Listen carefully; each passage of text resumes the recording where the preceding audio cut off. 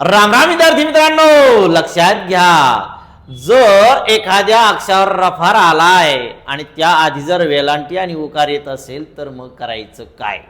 लक्षात घ्या, काय करायचंय? या ठिकाणी अपूर्व शब्द आहे, अपूर्व अपूर्व हा रफार आहे. मग रफाराच्या आधीच्या अक्षराला उकार आलाय, दुसरा द्या.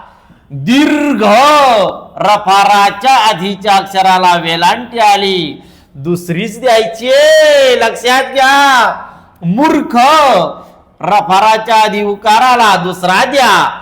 जीर्ण रफाराच्या आधीच्या अक्षराला वेलांटी आली, दुसरी द्या. पण लक्षात घ्या, काय नीर आणि दूर उपसर्ग जर लागलेला असेल तर करायचं काय? या ठिकाणी रफाराच्या आधीच्या अक्षराला वेलांटी पहिली द्यायची आहे. नीर आणि दूर साठी बर का.